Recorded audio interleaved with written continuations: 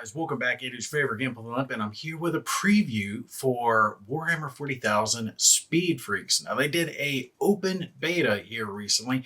Hopefully, you got a chance to participate in that. It didn't last long. It only lasted about a week and just ended here at the end of May.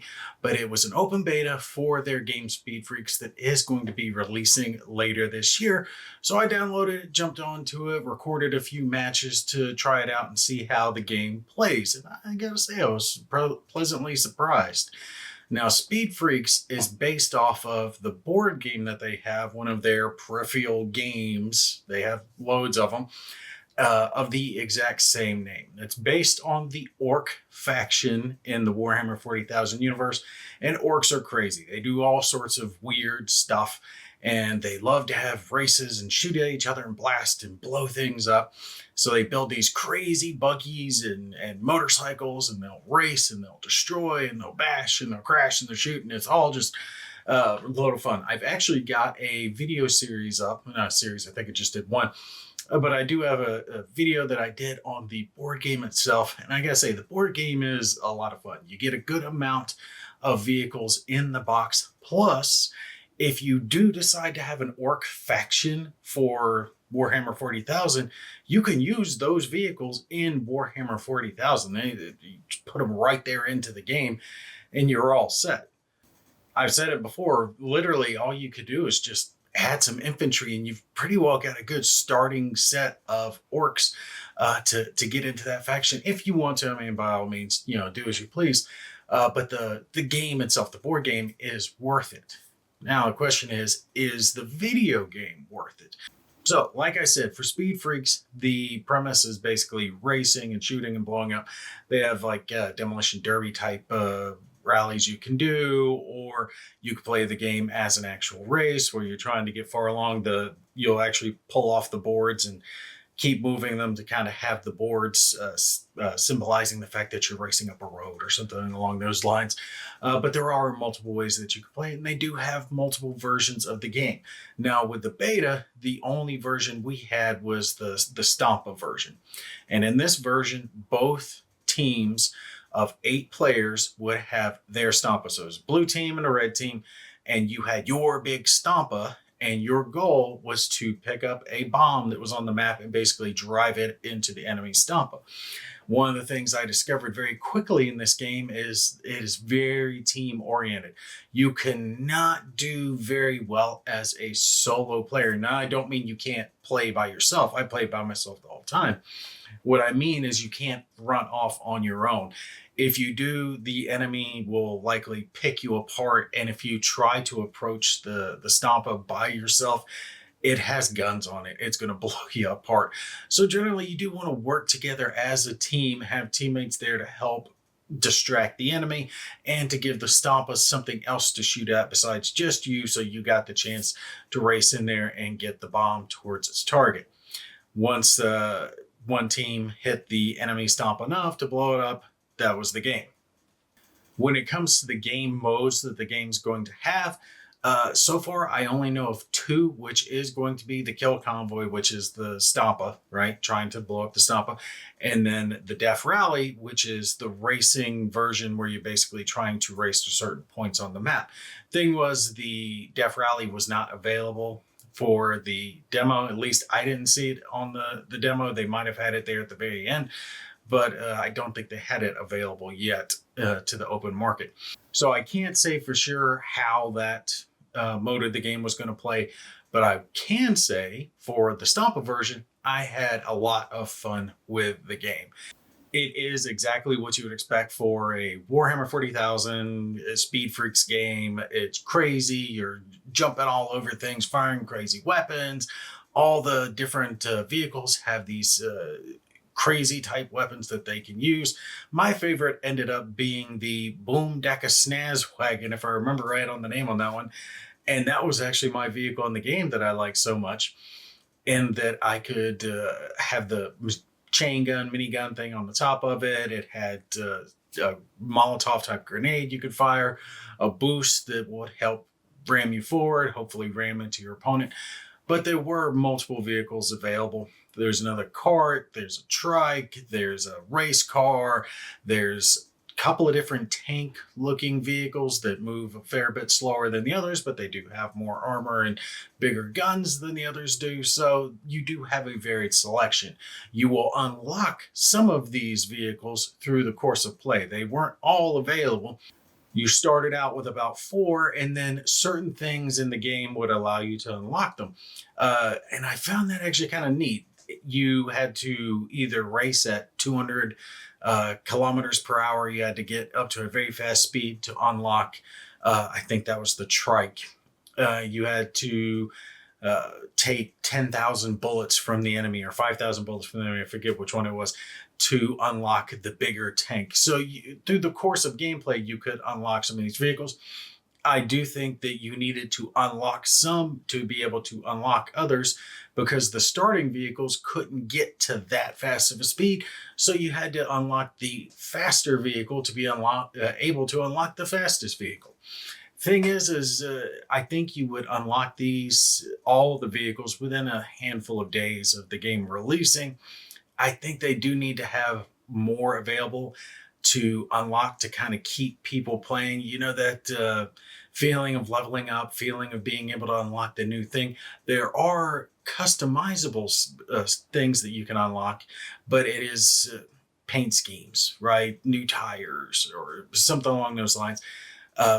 Not much as far as stuff that's going to affect the gameplay, at least not that I've seen as of yet. I would like to see them adjust that a little bit.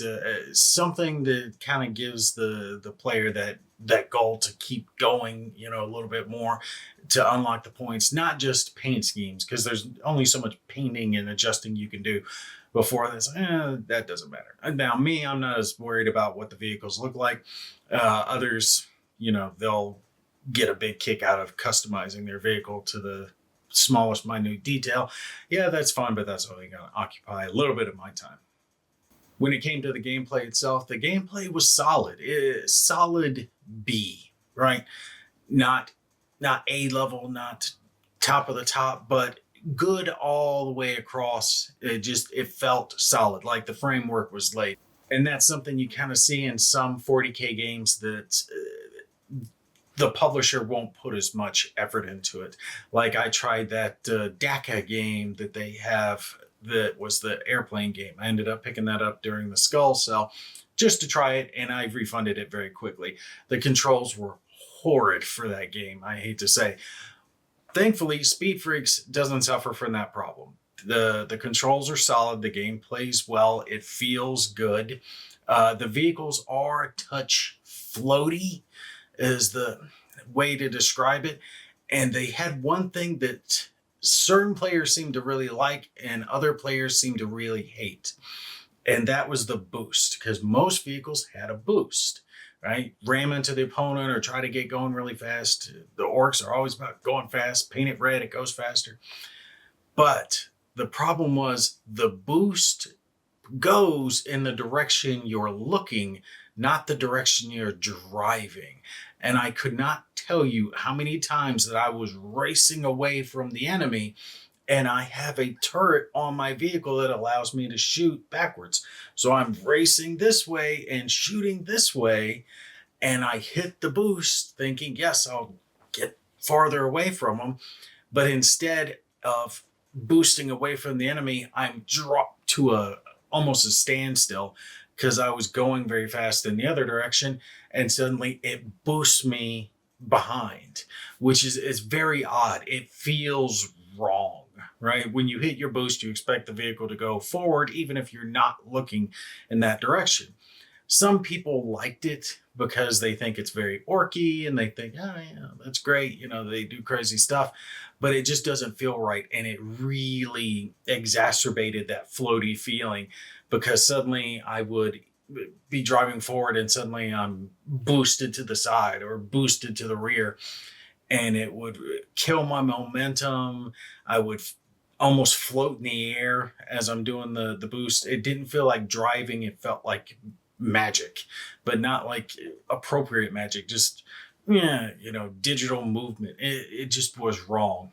I put in the recommendation to change that. I really hope they do. Is the game good still if they leave that in and appease part of the players instead of the other players? Yeah, you just have to make sure you point whatever direction you want to boost. You're not going to be able to fire backwards and drive forwards and boost forwards. You're going to have to turn and look forward and then go. That is a little bit of a problem because the vehicles with the turrets, they're turrets, and this I do like. They're not instant. They don't shoot exactly where you're pointing immediately. You have to actually turn the turret and wait for it to get on target. And that's part of the good thing, that an opponent has a chance to race away from you if your turret is not fast enough to track them. You have to drive correctly to get your shots on target. That's great. But boosting me in the direction that I'm facing to the rear, no, don't do that. That's not orky. That's just bad programming. Regardless of all that, I will say that my time with Speed Freaks was majorly positive, and I was sad to see the beta end. I wanted to play it more. I wanted to get more matches in. There were still vehicles I hadn't unlocked. I was having fun with the race car and shooting the lightning gun and doing the warp disappearance and all that. And I was so close to unlocking the trike, but I hadn't been able to unlock the trike.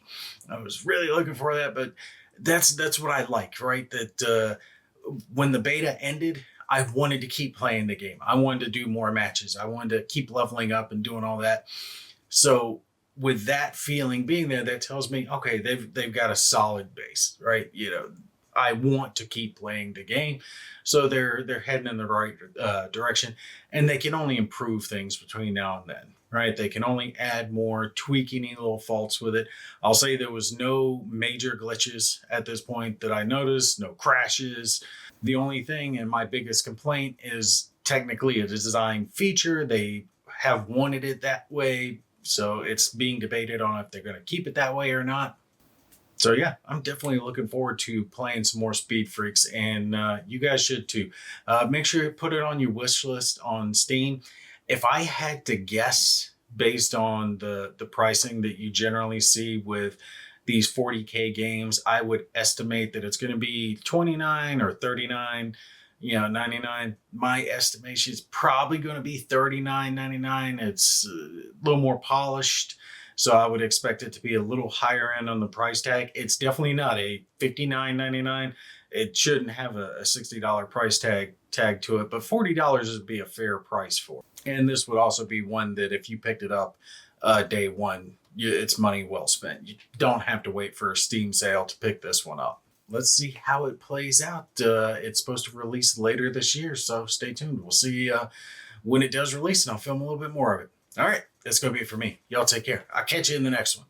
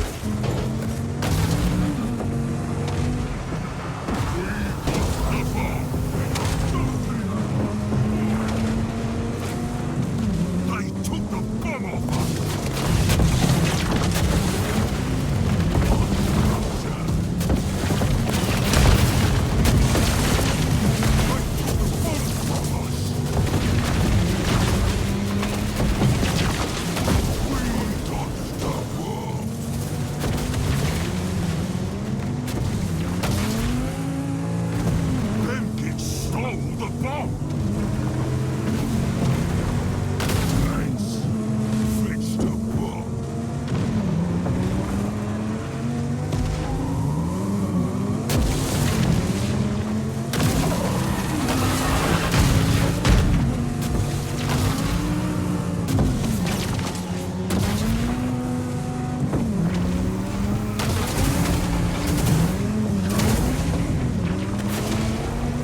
Freeze, put a gate